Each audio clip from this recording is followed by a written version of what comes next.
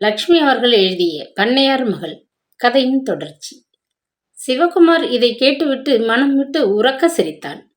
வெளிப்பகட்டிற்காக தனக்கு பலவிதமான கலைகள் பற்றியும் ரசனை உணர்ச்சி உண்டு என்று நடிக்காது, கள்ளங்கபடமின்றி பச்சிளம் குழந்தை போல் மனதை திறந்து உண்மையை உமா சொன்னதை கேட்க அவனுக்கு மிகவும் பிடித்தது. உங்கள் மீது அதற்காக நான் குறை கூற மாட்டேன். எல்லா கலைகள் மீதும் எல்லோருக்கும் அபிமானம் ஏற்படுவது என்பது சாத்தியமானதல்ல. உதாரணமாக, சித்திரக்கலை மீதுள்ள பற்றுதல் எனக்கு சங்கீதத்தின் மீது கிடையாது. அதனால் என்னை பண்பற்றவன், ரசனையில்லா மூடன் என்று பிறர் பழித்துவிட முடியுமா? நிற்க, இது என்னவென்று சொல்லிவிடுகிறேன். இந்த சிறு புகைப்படத்தில் உள்ள உருவத்தை பல அளவில் பெரியதாக இந்த படுதாவில் தீட்ட முயற்சித்துக் கொண்டிருக்கிறேன் என்று கூறிவிட்டு புத்தகங்களின் இடையே சொருகி வைக்கப்பட்டிருந்த ஒரு சிறு புகைப்படத்தை எடுத்து அவளிடம் கொடுத்தான். ஆவலுடன் கையில் அதை வாங்கிய உமா திடுக்கிட்டு போனாள். டாக்டர் குருமூர்த்தியின் படம் போல் அல்லவா காண்கிறது என்று கேட்டாள் வியப்புடன். ஆமாம், டாக்டர் குருமூர்த்தி அவர்களது புகைப்படம்தான் இது. பல வருஷங்களுக்கு முன் எடுத்தது. இதை பல அளவில் பெரிதாக்கி ஆசிரமத்து பொது ஹாலில் மாட்டி வைக்க உத்தேசித்திருக்கிறேன். வளர்ந்து வாழ்க்கை பாதையில் தனியே விடப்பட போகிற ஆசிரமத்து குழந்தைகளுக்கு இவர் வழிகாட்டி போன்று என்றும் நினைவிலிருந்து உதவி செய்வார் என்பது என் நம்பிக்கை. குருமூர்த்தி அவர்களுக்கு இது தெரிந்தால் சம்மதிக்கவே மாட்டார். இந்த ஒரு விஷயத்தில் நான் அவரது சொற்களுக்கு எதிராக செய்வதென்று தீர்மானித்திருக்கிறேன் என்றான். உமா சிறிது நேரம் மௌனமாக இருந்தாள். மெல்லிய குரலில், உங்களுக்கு டாக்டர் குருமூர்த்தி மீது அதிக பற்றுதல் உண்டு என்பது இதிலிருந்து புரிகிறது என்றாள். பற்றுதலா? பக்தி என்று சொன்னால் கூட போதாது. அவரை நான் என் குலதெய்வமாக போற்றி துதித்து வருகிறேன். கடந்த சில வருஷங்களாக அவருடன் கொண்ட நட்பு என்னை பல விதத்திலும் மேம்படுத்தி உள்ளது என்பது உண்மை. அவரது ஆலோசனைகளும் புத்திமதிகளும் எனது குறுகிய மனதை விசாலமடையச் செய்தன. என் குறைகள் பலவற்றை நீக்கி என் மனதை பண்படையச் செய்தன என்றால் மிக இல்லை. அவரை போன்ற கண்ணியமான நல்ல மனிதரை உலகில் நாம் அடிக்கடி சந்திப்பது மிகவும் அபூர்வம் என்றான். அவன் கூறியதில் கள்ளமோ பொய்யோ ஏதும் இல்லை என்பதை உணர்ச்சி வசத்தில் தடுமாறிய அவனது குரலும் தீட்சண்யமான ஒளியுடன் பிரகாசித்த கண்களும் மாசற்ற முகமும் தெல்லென விளக்கின. தொடர்ந்து சற்றென்று குருமூர்த்தியை பற்றி மேலே பல கேள்விகள் கேட்க வேண்டும் என்று உமாவிற்கு அவளாக இருந்த போதிலும் அதை கட்டுப்படுத்தி கொண்டு, மிஸ்டர் சிவகுமார், உங்களுடைய ஏனைய சித்திரங்களை நான் பார்வையிடலாமோ என்று சம்பாஷணையை சற்றென்று வேறு திக்கில் மாற்றினாள். ஓ, பார்வையிடலாமே. தாங்கள் அவைகளை பார்த்து விமர்சனம் செய்வது பற்றி எனக்கு சிறிதும் ஆட்சேபனை இல்லை என்று பதிலளித்த சிவகுமார் சட்டென எழுந்து அடுத்த அறைக்குள் சென்றான். பல நாட்களாக பூட்டி கிடந்த பெரிய மரப்பெட்டி ஒன்றை திறந்து காகிதச் சுருளில் சுற்றி வைக்கப்பட்டிருந்த சில படங்களை வெளியே எடுத்து வந்தான். அவை மீது படிந்து கிடந்த தூசியை தட்டி சுத்தப்படுத்திவிட்டு அவை ஒவ்வொன்றையும் மிகவும் ஜாக்கிரதையாக பிரித்து மேஜை மீது போட்டான். உமா அவைகளை மிக்க கருத்துடன் ஆராய்ந்து கவனித்தாள். அவைகளில் பெரும்பாலானவை வெளிப்புற காட்சிகளை சித்தரிக்கும் படங்களாக இருந்தன. ஒன்றிரண்டு உருவப்படங்களும் அதில் இருந்தன. அந்த சித்திரங்கள் உமாவின் கருத்தை அப்படியொன்றும் பிரமாதமாக கவர்ந்து கொண்டு விடவில்லை. எனினும் அவள் மரியாதைக்காக மெத்த வந்தனம், இவைகளை நீங்கள் சிரமப்பட்டு எழுதியிருக்க வேண்டும் என்றாள். சிறிது நேரம் அவர்களது சம்பாஷணை சித்திரக்கலை மீதும் பிரபல சைத்திரிகர்கள் மீதும் சென்றது. அதற்கு பின்னர் பல பொது விஷயங்களை பற்றி கொஞ்சம் நேரம் பேசிவிட்டு உமா விடைபெற்று கொண்டு திரும்பிவிட்டாள். அடுத்தடுத்த தினங்களில் அவள் அங்கு வந்த பொழுது ஒவ்வொரு முறையும் குருமூர்த்தியை பற்றியே பேச வேண்டும் என்ற ஆவல் அவளுக்கு அதிகமாக தான் இருந்தது. ஆனால் அதை எப்படி துவக்குவது என்றே புரியாது. நாளைக்கு நாளைக்கு என்று தனது சந்தேகத்தை தெளிவு செய்து கொள்ளாமல் தள்ளி போட்டு கொண்டே இருந்தாள். இவ்வாறு பல நாட்கள் இடையே ஓடிச் சென்று விட்டன. நன்கு குணமடைந்து விட்ட சிவகுமார் முன்போல் தனது அன்றாட அலுவல்களை கவனிக்கத் தொடங்கிவிட்டான். என்றாலும் அவனை தினசரி சந்தித்து க்ஷேமம் விசாரிப்பதை உமா இன்னமும் நிறுத்தவில்லை. ஒரு நாள் மாலை தங்கள் நிலங்களை சுற்றி பார்த்து வர அவள் தனியாக தங்கள் வீட்டு காரில் கிளம்பியிருந்தாள். அன்று காலை மீனாட்சி இல்லத்திற்கு அவள் சென்றபொழுது சிவகுமார் அங்கு வந்து வேண்டிய அலுவல்களை சீக்கிரம் முடித்து கொண்டு தனது கரும்பு ஆலைக்கு சென்று விட்டிருந்தான். அன்று பகல் பொழுது உணவருந்த அவன் வீட்டிற்கு வரவே இல்லை. அதனால் பகல் வேளை அவனை அவன் வீட்டிலும் சந்திக்கவே முடியவில்லை. உமாவுக்கு அவனை அன்று முழுவதும் பார்க்காதிருந்தது மெத்த ஏமாற்றமாக இருந்தது. எனவே அந்தி மங்கும் வேளை அவர்கள் வீட்டுக்கார் சிவகுமார் வசித்த வீட்டுப்பாதை வழியே செல்லத் தொடங்கியதும் அவளால் ஆவலை கட்டுப்படுத்தவே முடியவில்லை. சூரியன் அஸ்தமித்து இருள் பரவ தொடங்கிவிட்டது என்பதை உணர்ந்த போதிலும் அவள் பிடிவாதமாக தங்கள் காரை சிவகுமார் வீட்டின் முன் நிறுத்தும்படி டிரைவருக்கு உத்தரவிட்டாள். சப்தமிடாது வாயிற்கதவை திறந்து கொண்டு உள்ளே நுழைந்தாள். கூடத்தில் சிறு அரிக்கேன் விளக்கை மேஜை மீது பொருத்தி வைத்துவிட்டு புத்தகம் ஒன்றை பிரித்து வைத்துக்கொண்டு படிக்க உட்கார்ந்தான் சிவகுமார். மெல்லியதாக காற்றின் ஊடே மிதந்து வந்த கதம்பத்தின் வாசனையை உணர்ந்து திடுக்கிட்டு நிமிர்ந்து பார்த்தான். மங்கிய விளக்குளியில் அழகு பிம்பம் போல எதிரே வந்து நின்ற பண்ணையாரின் புத்திரியை கண்டதும் அவனுக்கு தூக்கி வாரி போட்டுவிட்டது. வாருங்கள், உட்காருங்கள் என்று உபசரித்துவிட்டு மரியாதையுடன் எழுந்து நின்றான். அவன் குரலில் உற்சாகமில்லாததையும் முகம் சோர்ந்து காணப்படுவதையும் கவனித்த உமா துணுக்குற்று, மிஸ்டர் சிவகுமார், உங்களுக்கு உடம்பிற்கு என்ன, எப்படியோ இருக்கிறீர்களே என்று கவலையுடன் கேட்டாள். மேஜையை ஒட்டி கிடந்த நாற்காலியை சுவர் ஓரமாக தள்ளி இழுத்து போட்டுக்கொண்டு உட்கார்ந்த சிவகுமார் சிறிது நேரம் தயக்கத்துடன் தரையை பார்த்தபடி வாளாயிருந்தான். பிறகு தொண்டையை கணித்துக்கொண்டு, மிஸ் உமா, நீங்கள் என்பால் காட்டும் சிரத்திற்கும் கருத்திற்கும் மெத்த வந்தனம். உங்களிடம் ஒரு கசப்பான விஷயத்தை தெரிவிக்க கடமைப்பட்டிருக்கிறேன். சொல்லி உங்கள் மனதை வேதனைப்படுத்துவது அழகா என்று யோசித்தால் சொல்லாமல் இருப்பது பெரும் குற்றமாக தெரிகிறது என்று ஆரம்பித்தான். என்னத்திற்கு இந்த பூர்வ பீடிகை என்று உமாவுக்கு விளங்கவில்லை. கலவரமும் திகிலும் ஒருங்கே எய்துவிட்டு அவள் நெஞ்சு படபடவென்று அடித்து கொள்ள தொடங்கியது. திகில் மிகுந்தவளாக அவன் முகத்தை ஆவலுடன் பார்த்தாள். நோயாளியாக படுத்திருந்ததனால் சில நாட்களாக எனக்கு வெளி விவகாரம் ஒன்றுமே தெரியாதிருந்தது. உடல் குணமாகி வெளியே சென்று வரத் தொடங்கியதும் 4-5 தினங்களாக என் காதில் படும் செய்தி கேட்பதற்கு நாராசமாக இருக்கிறது. என் மீது தாங்கள் காட்டி வரும் பரிசுத்தமான நட்பையும் அன்பையும் இவ்வூரில் உள்ள சில வம்பர்கள் சந்தேகித்து மிகவும் கேவலமான முறையில் பல அவதூறுகளை எழுப்பிவிட்டிருக்கிறார்கள். தங்களது பரிசுத்தமான பெயருக்கு என்னால் வீண் இழுக்கு ஏற்பட்டு விட்டதே என்பதை நினைக்கும் போதே என் நெஞ்சு ஆத்திரத்தில் வெடிக்கிறது என்றான் பதட்டமாக சிவகுமார். தன்னையும் கரும்பு ஆலை முதலாளியும் பற்றி ஊரார் சிலர் வம்பு பேசுகிறார்கள் என்பதை உமா ஏற்கனவே அறிந்திருந்த போதிலும் அதை சிவகுமார் வாயால் கேட்கும்போது அவமானத்தினால் ஊழல் குன்றி போய்விட்டாள். தாங்க முடியாத ஒரு துக்கம் அவள் நெஞ்சை அடைத்து கொண்டது. கை கால்கள் பயத்தில் நடுங்கின. மிஸ்டர் சிவகுமார், தவறு ஏதும் செய்யாது குற்றமற்றவராக இருக்கும்போது இந்த வீணர்களைக் கண்டு நீங்கள் ஏன் அஞ்ச வேண்டும்? இந்த மாதிரி வதந்திகள் எழும்பக்கூடும் என்பதை நான் முன்கூட்டியே எதிர்பார்த்து கொண்டுதான் இருந்தேன். அதனால் நான் இதை கேட்டு ஆச்சரியம் அடையவில்லை. ஆனால் இந்த வதந்திகளைக் கண்டு உங்களைப் போன்ற ஒரு ஆண்மகன் அஞ்சுவதை காணத்தான் எனக்கு மெத்த வியப்பாக இருக்கிறது என்று கோபத்துடன் கூறினாள். அவளது கண்களில் லேசாக துளிர்த்த கண்ணீர் மங்கிய அரிக்கேன் விளக்குளியில் நீல மணி போல் பளபளவென்று மின்னிக் கொண்டிருந்தன. தன் வார்த்தைகள் உமாவின் உள்ளத்தை நோகச் செய்துவிட்டதை அறிந்த சிவகுமார் மிகவும் மனவேதனை அடைந்தான்.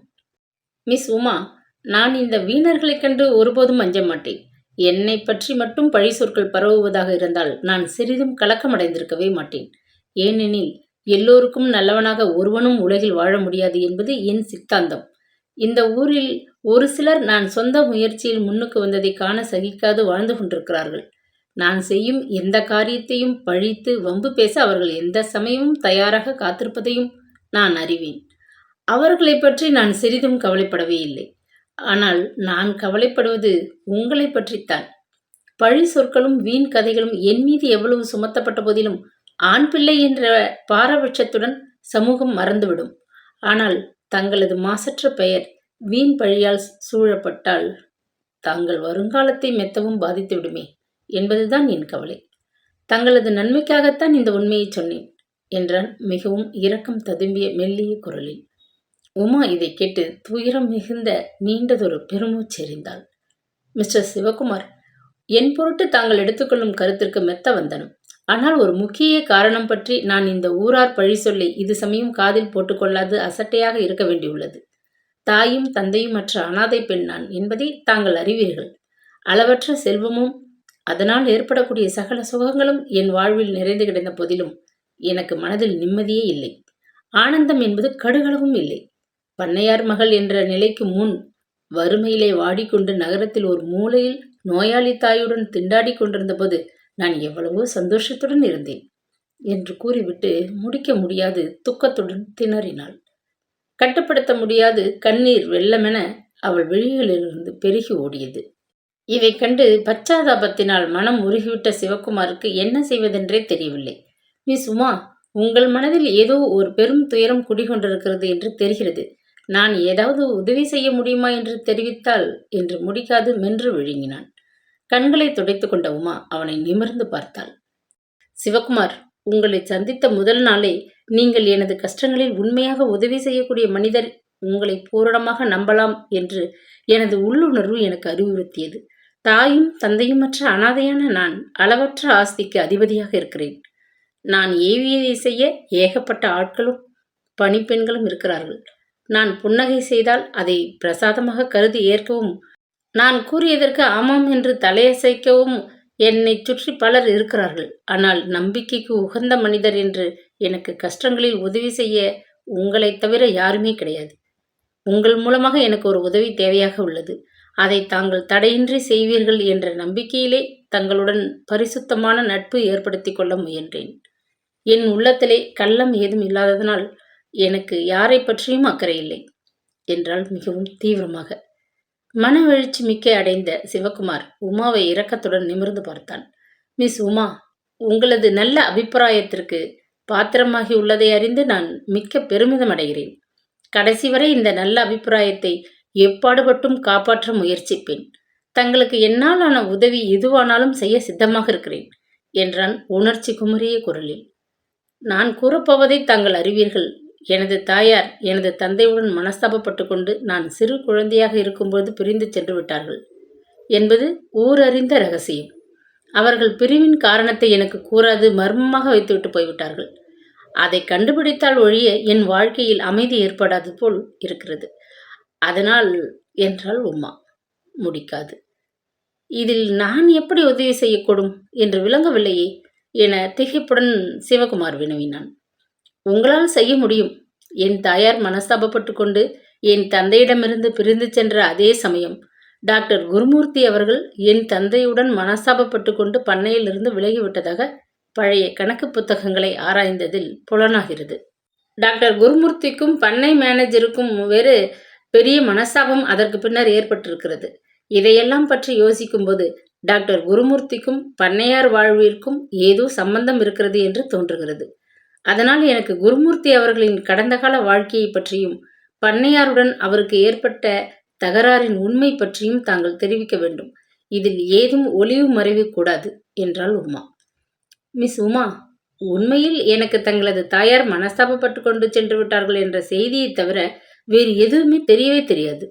பண்ணையாருக்கு பல வருஷங்களாக குருமூர்த்தி வைத்தியம் செய்வதில்லை என்பது தெரிந்த போதிலும் ஏன் எதற்காக என்று நான் காரணம் கண்டுபிடிக்க முயன்றதே இல்லை. குருமூர்த்தி அவர்களை எனக்கு சில வருஷங்களாகத்தான் தெரியும். அதற்கு முன்னால் அவர் வாழ்வில் நடந்த எந்த சம்பவம் பற்றியும் எனக்கு ஒன்றும் தெரியாதே என்றான் திகைப்புடன் சிவகுமார். தெரியாது என்று கூறிவிடுவதுடன் பிரச்சனை திறந்து விடாது மிஸ்டர் சிவகுமார். குருமூர்த்தியின் கடந்த கால வாழ்க்கையை கண்டுபிடிப்பதில் எனக்கு உதவி செய்வதாக வாக்களிக்கவாவது முடியுமா என்று உமா கடுமையாக கேட்டாள். உதவி செய்கிறேன் என்று ஒப்புக்கொண்டு விட்டதில் சகலமும் அடங்கியிருப்பதால் அதை பற்றி மீண்டும் கேட்க வேண்டியது அவசியமில்லை. என் நண்பருக்கு மன வருத்தமோ அவமானமோ ஏற்படாத வகையில் மெல்ல ஆராய்ந்து அவரது கடந்த கால வாழ்வு பற்றியும் அவருக்கும் பண்ணையாருக்கும் ஏற்பட்ட மனஸ்தாபத்தின் காரணம் பற்றியும் கண்டுபிடித்து சொல்கிறேன். அதுவரை தாங்கள் எனக்கு ஒரு உதவி செய்ய வேண்டும் என்றான் சிவகுமார். தான் வந்த காரியத்தில் ஒரு சிறு வெற்றியை கண்ட திருப்தியில் உமா சமாதானம் அடைந்தவளாக எழுந்திருந்தாள். மிஸ்டர் சிவகுமார், தாங்கள் எனக்கு செய்ய போகும் இந்த உதவியை ஒரு நாளும் மறக்க மாட்டேன். பதிலுக்கு எதுவும் செய்ய தயாராக இருப்பேன் என்றால் நன்றி பெருக்குடன். கொஞ்ச நாட்கள் நாம் இருவரும் சந்திக்காது இருக்க முயற்சிப்போம். ஊரார் கட்டிவிட்ட வீண் கதைகள் சற்று அடங்கட்டும். இதற்கிடையில் உங்களுக்கு எந்த சமயம் என் உதவி தேவையோ அதை ஒரு சிறு கடிதத்தில் எழுதி ஆள்வசம் அனுப்புங்கள். உடனே மாளிகைக்கு ஓடோடி வந்து சேர்கிறேன் என்றான். வேறு வழியின்றி இந்த நிபந்தனையை உமா ஒப்புக்கொள்ள வேண்டியிருந்தது. அப்படியே ஆகட்டும் என்று பதிலளித்துவிட்டு கைகூப்பி நமஸ்கரித்து விடைபெற்று கொண்டாள். வயல் ஓரமாக உலாவச் சென்றிருந்த ரங்கதுரை ரஸ்தாவிற்கு குறுக்காக போய்க் கொண்டிருந்த ஒத்தையடி பாதை மீது வந்து கொண்டிருந்தான். சிவகுமார் வீட்டு முன் தோட்டத்திலிருந்து பேச்சுக்குரல் எழும்புவதை கேட்டு திடுக்கிட்டு அந்த திசையை பார்த்தான். அறிக்கையின் விளக்கை தூக்கி கொண்டு சிவகுமார் வழிகாட்ட பின்னால் அன்ன நடை போட்ட வண்ணம் பண்ணையார் மகள் இருட்டில் அவன் வீட்டிலிருந்து வந்து காரில் ஏறிக்கொள்வதைக் கண்டதும் அவன் நெஞ்சு ஆத்திரத்தில் குமுறி கொந்தளித்தது. இந்த காதல் நாடகத்திற்கு ஒரு முற்றுப்புள்ளி விரைவில் வைக்காவிட்டால் என் பெயர் ரங்கதுரை இல்லை என்று அவன் தனக்குள்ளே கருவிக்கொண்டு வேகமாக தன் வீட்டை நோக்கி நடந்தான். பகல் போஜனத்திற்கு பிறகு மோகனாம்பாள் தங்கள் வீட்டு கூடத்து தரையில் கிடந்த பாயின் மீது வந்து உட்கார்ந்து கொண்டாள். இரட்டை நாடியாக பருத்து விட்டிருந்த அவளது சரீரம் வெளியில் காய்ந்த வெயிலை சகிக்காது வியர்வையை வடித்து கொண்டிருந்தது. காலையில் எண்ணெய் தேய்த்து ஸ்நானம் செய்துவிட்டு அள்ளி முடிந்து கொண்டிருந்த தன் கூந்தலை அவிழ்த்து காய போட்டுவிட்டு காலை நீட்டியபடி சுவரில் ஆதாரமாக சாய்ந்து கொண்டாள். வெற்றிலை பெட்டியை தூக்கி கொண்டு வந்து பாயின் மீது பொத்தென்ற சப்தத்துடன் வைத்துவிட்டு அசட்டையாக உள்ளே நடந்தாள் வேலைக்கார பெண் வேலம்மாள். மோகனாம்பாள் தனது விழிகள் இரண்டும் தெரித்துவிடும் போல் தன்னை கோபமாக முறைத்து பார்த்ததை அந்த பெண் சட்டை செய்ததாகவே தெரியவில்லை. 4 மாதங்களாக அவளது சம்பளம் பாக்கியாக நின்று கொண்டிருந்தது. இன்று ஒரு சமயம் பூரா தொகையையும் கிடைத்துவிடும், நாளைக்கு கொடுத்து விடுவார்கள் என்ற ஆசை காரணமாக அந்த பெண் பல்லை கடித்துக்கொண்டு வேலை செய்து கொண்டிருந்தாள். ஒழுங்காக சம்பளம் அளிக்காத எஜமானி மீது அவளுக்கு மதிப்பு மங்கி கொண்டு வந்ததில் வியப்பில்லை. வேலைக்கார பெண் கோபமாக வைத்துவிட்டு போன வெள்ளி வெற்றிலை பெட்டியை கையில் எடுத்து மிகவும் பத்திரமாக மோகனாம்பாள் திறந்தாள். ஒரு காலத்தில் அவள் பிரபல நாடக நட்சத்திரமாக துவங்கிய போது 100வது நாள் அல்லி தர்பார் நாடகத்தை வெற்றிகரமாக நடத்தி வைர விழா கொண்டாடிய கொட்டகை முதலாளி அப்பொழுது முக்கிய பெண் வேடதாரியான அவளுக்கு அன்பளிப்பாக அந்த பெட்டியை கொடுத்திருந்தார். அதிக உபயோகத்தினால் மெருகு அழிந்து மூடி தேய்ந்து நசுங்கி பூட்டு கடகடத்து போயிருந்த போதிலும் மங்கி மறைந்து போன அவளது பழைய புகழை அது ஞாபகப்படுத்தி கொண்டிருந்ததனால் அதை கடையில் போட மனமில்லாது வைத்து கொண்டிருந்தாள். ஒரு பிடி வாசனை பாக்கை அள்ளி வாயில் போட்டுக்கொண்டு ஒரு கற்றை வெற்றிலையை கையில் எடுத்து கொண்டாள். நாளை விடிந்தால் 1ஆம் தேதி பிறக்கப் போகிறது. பால்காரனுக்கும் மளிகை கடை பாக்கிக்கும் என்ன வழி செய்வோம் என்று அவளது உள்ளம் அடுத்த மாதம் ஆரம்பத்திலேயே பயமுறுத்தி கொண்டு நின்ற செலவை பற்றி கணக்கிட்டு கொண்டிருந்தது. கிரீச்சென்று வாயிற்கதவை திறந்து கொண்டு பட்டு சேலை கடை விற்பனையாளர் பங்காரு செட்டியார் கணக்கு புத்தகங்கள் சகிதம் உள்ளே வந்தார். 6 மாதங்களுக்கு முன் கடனாக அளித்த ஜவுளியின் பாக்கிக்காக தள்ளாத வயதில் செட்டியார் வெயிலை பார்க்காது 1 மைல் தூரம் நடந்து வந்திருந்தார். ஓரம் கிழிந்து தொங்கிய தனது செருப்புகளை நடையில் கழற்றி வைத்துவிட்டு மேல் துண்டால் முகத்தை துடைத்து கொண்டு எவ்வித உபச்சாரமும் இன்றி தானே கூடத்து தரை மீது உட்கார்ந்து கொண்டார். கையில் தளிர் பிடித்திருந்த கும்பகோணம் வெற்றிலையை ஒரு முறை அழகு பார்த்துவிட்டு சுருட்டி வாயில் அடைத்து கொண்ட மோகனாம்பாள் வந்த மனிதரை வெறித்து பார்த்தாள். வெயில் பாழா போகுதுன்னு ஓடி வந்தியா ஐயா? நான் தான் போன மாசமே சொல்லிவிட்டேனே, கையில் பணம் வந்ததும் முதலில் உங்க கடை பாக்கி தலையை சுற்றி வீசிவிட மாட்டேனா என்று கோபமாக கர்ஜித்தாள். விற்பனை மும்முரத்தில் வசூலிக்க முடியாத புள்ளிகளுக்கு ஜவுளியை வாரி வழங்கிவிட்டு உள்ளங்கால் வெள்ளெலும்பு தேய நடந்து கொண்டிருந்த பங்காரு செட்டியாரின் நிலை இருபக்கமும் இடிபடும் மத்தளத்திற்கு ஒப்பாக இருந்தது. பணத்தை வசூலிக்காது கடைக்கு சென்றால் முதலாளி வல்லென்று எரிந்து விழுவார். வசூலிக்க போன இடத்தில் பணம் வறட்சியாயிருந்த புள்ளிகள் வேட்டை நாயாக பாய்ந்தார்கள்.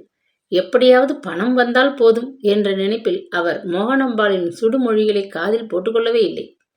சுலோச்சனா அம்மா சகிந்தானே அம்மா என்று பல்லை இழைத்து குசலம் விசாரித்துவிட்டு செட்டியார் கணக்கு புத்தகத்தை அவிழ்த்தார். 2072 ரூபாய் 10 என்று தமக்குள்ளே சொல்லிக்கொண்டு காகிதத்தை எடுத்து அவள் முன் நீட்டினார். தலைக்கு மேல் வெள்ளமாக மோகனாம்பாளுக்கு 4 பக்கமும் கடன் சுமை பெருகி கொண்டு நின்றது. இந்த நிலையில் அந்த காகிதத்தில் கண்டிருந்த விவரம் அவளை கொஞ்சமும் பயமுறுத்தவே இல்லை. ஒரு 100வது இன்று கொடுத்து விட்டால் வரவு வைத்துக்கொள்ள சௌகரியமாக இருக்கும் என்று செட்டியார் இழுத்தார். அது சமயம் ஜிகு என்று சப்தமிட்ட வண்ணம் உடம்பை குலுக்கி கொண்டு வெள்ளை பூப்பந்தை போல் தோற்றமளித்த குச்சி நாய்க்குட்டி ஒன்று உள்ளிருந்து ஓடி வந்து புதிதாக வந்திருந்த அந்த மனிதரை கண்டு மிரண்டு கோபம் கொண்டு 2 முறை குறைத்துவிட்டு எஜமானி மடியில் போய் தொப்பென்று விழுந்தது. அடியன் ராஜாத்தி, பால் குடிச்சேட்டி அடிக்கண்ணு என்று கொஞ்சியபடி மோகனாம்பாள் அதை தன் நெஞ்சோடு அணைத்து கொண்டாள். ஏ வேலாயி, ரோசி குட்டிக்கு பால் வச்சியா? வயிறு குழஞ்சி கிடக்கிறதே, பாவம் பட்டினி போல இருக்கே என்று உட்புறம் திரும்பி உரத்த குரலில் ஒரு கூப்பாடு போட்டாள். நான் தான் ரோசிக்கு பால் வச்சேன், நல்லா சாப்பிட்டதே அம்மா என்று கீச்சு குரலில் பதிலளித்தபடி 18 வயது இளம்பெண் ஒருத்தி நீல பட்டு பாவாடை சலசலக்க மஞ்சள் நிற வாயில் தாவானியின் தலைப்பை காற்றில் பறக்க விட்டு கொண்டு மாடிப்படிகளை 2 தாவலில் தாண்டி கூடத்திற்குள் வந்து குதிநடை போட்டபடி நின்றாள். என்ன செட்டியாரே, சௌக்கியமா?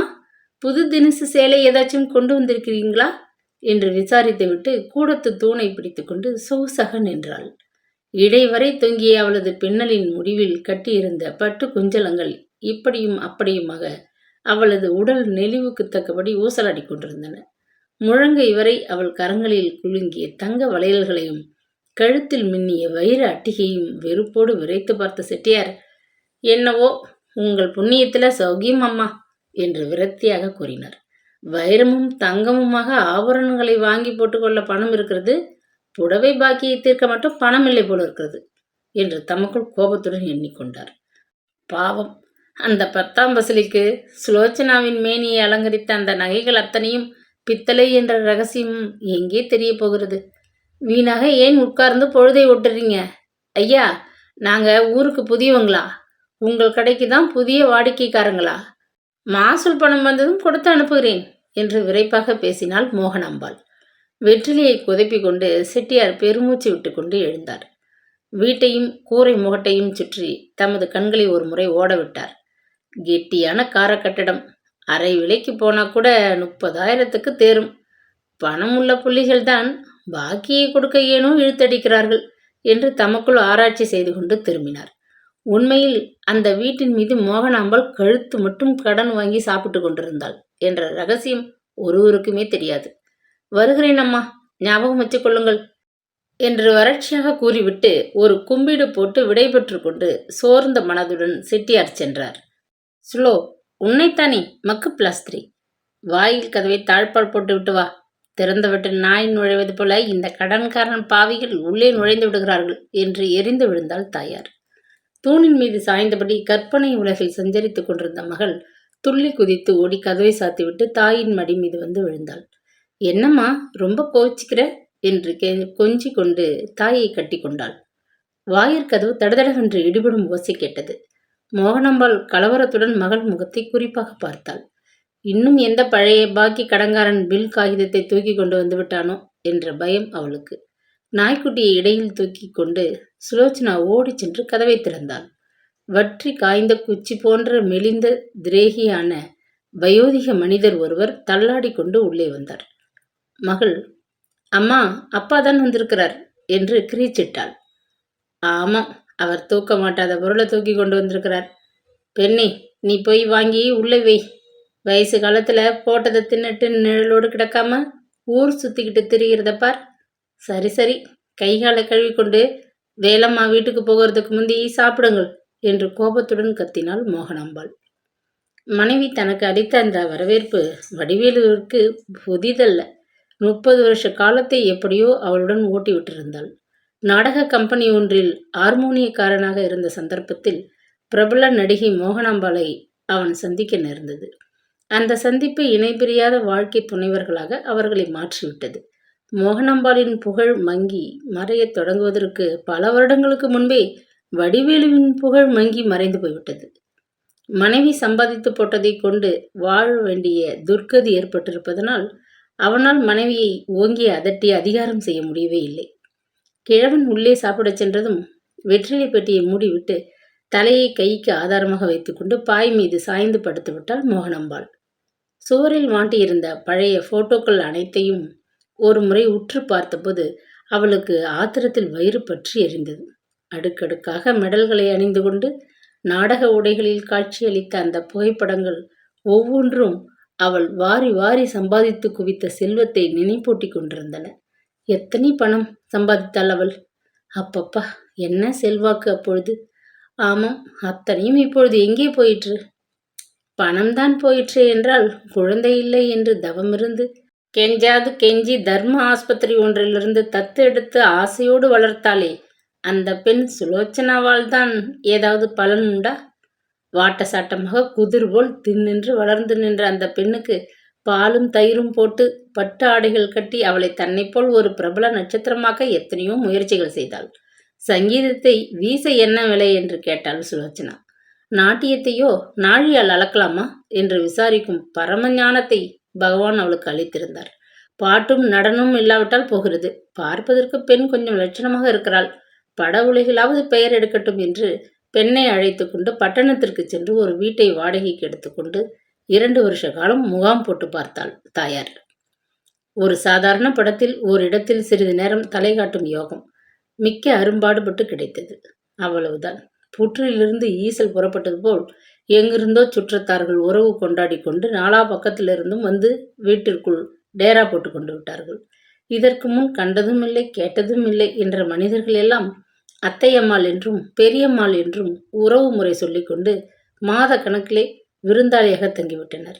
மகள் ஒரு குட்டி நட்சத்திரமாக சினிமாவில் வானில் ஒரு தடவை கண் சிமிட்டி வரைவதற்குள் பெரிய வீடு, சமையற்காரர், தோட்டக்காரன், புடவை மடிக்க வேலைக்காரி, ஷூட்டிங் போய் வர சொந்தக்கார், நாட்டியத்திற்கு ஒரு நட்டுவானர், சங்கீதத்திற்கு ஒரு பாட்டு வாத்தியார், ஹிந்தியை கரைத்து போட ஒரு தனி ஆசிரியர் என்று குடும்பம் பெருத்துவிட்டது. வீட்டில் வந்து முகாமிட்டிருந்த உறவினர்களின் பட்டாளம் போதாதென்று வட உலகில் சந்தர்ப்பம் கொடுப்பதாக கூறி வந்த ஆசாமிகளுக்கு பூஜா நிறைய காப்பியும் பலகாரமும் படைக்க வேண்டியிருந்தது. சுலோச்சனா ஒரு கணம் தோன்றி மறைந்த படம் வெள்ளி திரையிலேயே வராது தகரப்பெட்டிக்குள்ளே தங்கிவிட்டதனால் அடுத்தடுத்து சந்தர்ப்பம் எதுவுமே அவளுக்கு கிட்டவில்லை.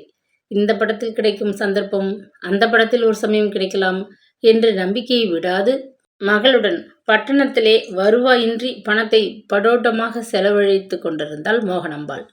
நாடகத்தில் ஆடி சேமித்து வைத்திருந்த அவளது பணம் நாலாவட்டத்தில் பேங்கிலிருந்து குறைந்து கொண்டு வந்தது. உடலை அலங்கரித்த விலை உயர்ந்த வைர ஆபரணங்கள் ஒவ்வொன்றாக மெல்ல மறையத் தொடங்கின. மோட்டார் கார் அவசியம் அல்லவென்று அதை விற்று வந்த பணத்திலே கொஞ்ச நாட்களை கடத்தி பார்த்தாள். பிறகு வீட்டிலிருந்த பீரோ, கட்டில், மேஜை என்று ஒவ்வொரு பொருளாக விற்கும் பயங்கர நிலைமை வந்துவிட்டது.